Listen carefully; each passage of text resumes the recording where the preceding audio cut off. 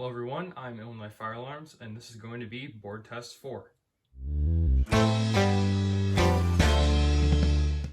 So, this test is going to consist of several interesting and unique devices that I've never shown before, as well as we're going to be testing one initiating device on the system that I have yet to test.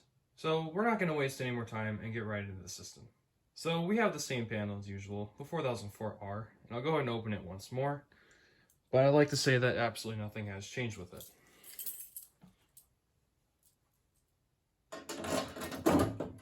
There's the inside. Everything's still the same as last time. The only thing that really has changed with it is the coding option. It's no longer set on 20 beats per minute. It's now on code 3. I was meaning to have the system on code 3 last time, but I forgot to change it, so sorry about that. But it is on code 3 this time. So starting with our pull stations, we have the FCI MS2. Next to that, I have the FCI MS6. And if I go and pan over a little bit, there's the RSG T-bar, the RMS1TKL. And then finally over here for our pull stations on the far right side, we have this very interesting pull station. This is a rebranded Mirtone 73303U. It's branded by Johnson's Controls, and you can see it is a local alarm version. But this is not any ordinary one. You might notice a couple differences. For example, this decal here looks really different compared to what it would usually look like. It's a much more, if you want to say, simplified version. As well as the fact that there are no silver bars painted on the sides there. It's completely red. And it is actually labeled Mirtone on the back side. So yeah, very, very cool pull station. Starting up here in the top row, we have the same key switch, the Simplex 2098-9806. Repeat my exit sign right there. Next to that, I have a Wheelock ZNS, but it's not an ordinary ZNS. It's actually a high candela version, so it is a ZNS-MCWH. And if I actually show you, you can see it only has 135 and 185 candela, which is set on 135 for this test. And it is a 2-wire, so I should say no audible silence for it. And over there, we have the heat detector, which is the initiating device that I will be testing today that I don't usually test. Now this device here, center on view, is another very interesting device. This is a Wheelock VL1-24. That's not the full model number, but I cannot recall the entire model number in my head. This is a coded lamp. You heard that correctly. This is a lamp. This is not a remote strobe. This is a lamp. And it is a general alarm, which doesn't really fit the theme of, well, a fire alarm system, but because this thing, for whatever reason, is 24 volts DC, I'm able to use it on my fire alarm system. So I just decided to use it. I thought it'd be a pretty cool addition. Next to that, I have a system sensor 4W-BI3. Then for our final devices here, I have a Wheelock ZRS-MCW set on 15 candela. Next to that, another very rare and interesting device. This time a smoke detector. So this is a Hochiki SLK24F, I believe that is the model number. This is a very weird smoke detector. As you can see, it's really interesting design on it. And fun fact, this thing really is just a 2098-9201. I'll go and give you a quick look. Panel's going to go into trouble because it's supervised, but you can see the base is pretty much the same as the 2098s. And back of the head. There we go. So that'll do it for our devices. We can go and get into the test. Alright, to start things off, we're going to go and test the heat detector first. I'm going to activate it using a hair dryer, which I have right here. So, here we go. Get the hair dryer a little bit in frame. 3, 2, 1.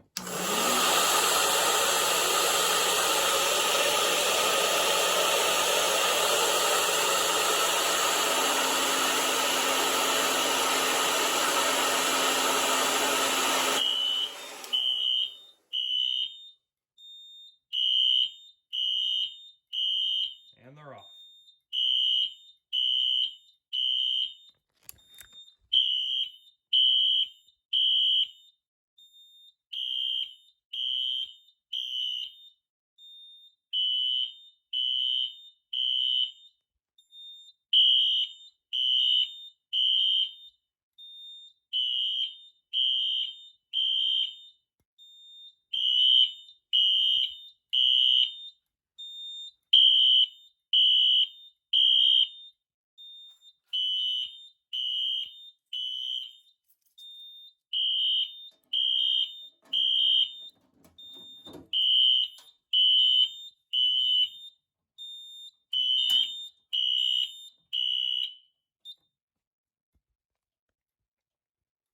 So there we go.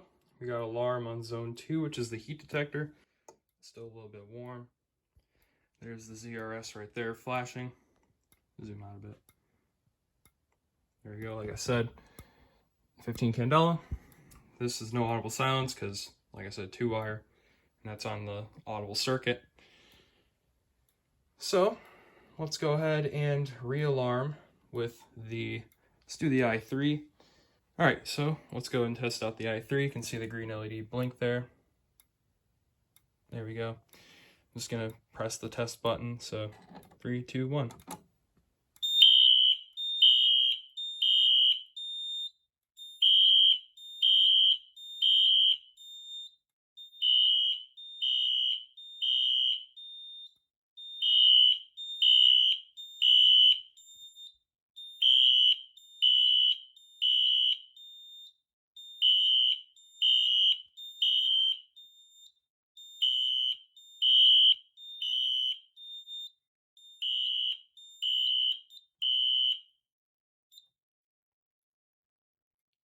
All right, there we go. Now let's go ahead and activate the automatic agent release. Let's go ahead and pull this pull station right here, the mirror tone, I guess Johnson Controls pull station. So here we go.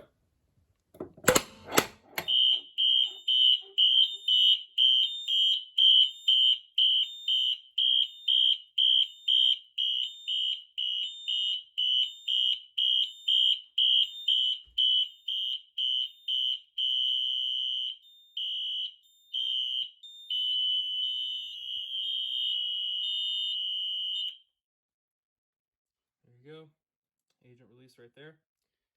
Now, you probably heard the ZNS start freaking out a little bit. I don't know why it does that. I think it has something to do with being self-coded. Whenever it goes to continuous, it kind of just starts doing code 3 for some random reason, but yeah, you kind of heard that. All right, got the camera set up on the tripod so I can reset this pull station. As most of you probably know if you've seen these before, they're not exactly the easiest pull stations to reset, so you can kind of see the little diagram right there, but just use a flathead screwdriver. Probably not going to see this in really detail, but just kind of push it in there. There we go.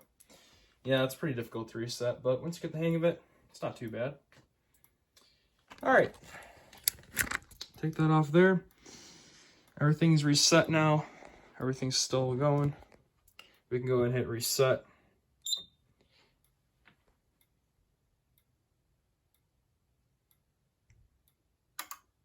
There we go. I'm going to leave that open, and we're going to go ahead and do our second activation.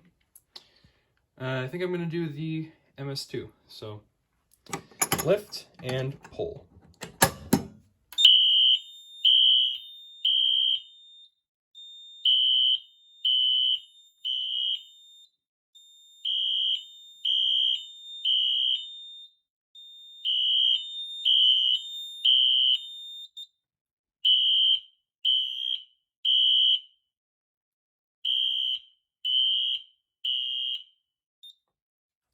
All right, got the camera back on the tripod since the MS2 isn't particularly that easy to properly reset with one hand. So grab my FCI key here. There's the inside. Flip the switch. And there we go. Let's go and pan over to the MS6 and realarm.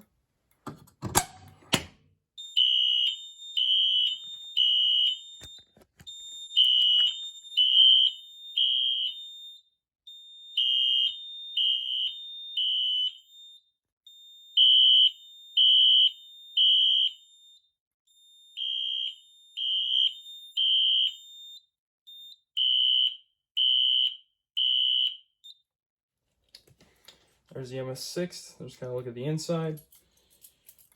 Go ahead and reset this one.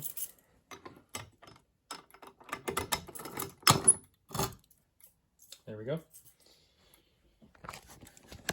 Now, we can go ahead. Let's do our agent release actually. So for this, let's go and activate the Hochiki detector. Same way as the 2098, pretty much just a magnet test. which is the test spot right here, says test. Let's go and hold this up to here. Get a close up of that LED. There we go.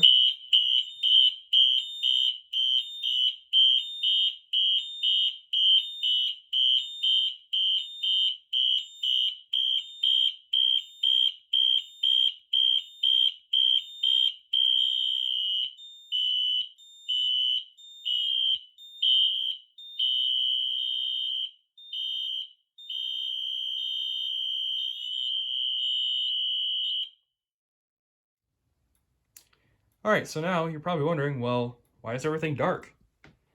So I figured because we have a remote lamp in the system, we go ahead and do a lights out test to see the light in its full effect. So we're gonna go ahead and re-alarm with the RSGT bar. You can kind of see it from the strobe illuminating it, but let's go and pull it in 3, 2, 1.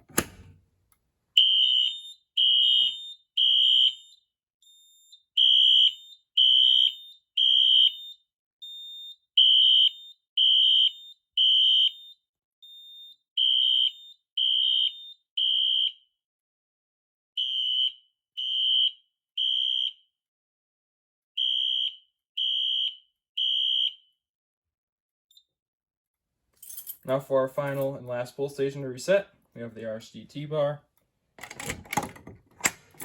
There's the inside. Whoops. And now to finish things off, let's go ahead and do our final system reset.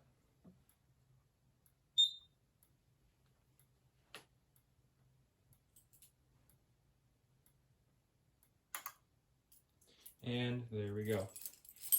So that was board test number 4. Board test 5 should not be out too long after this one. Like I said, if I have time. So that is going to be it for board test 4. I will see you in the next video.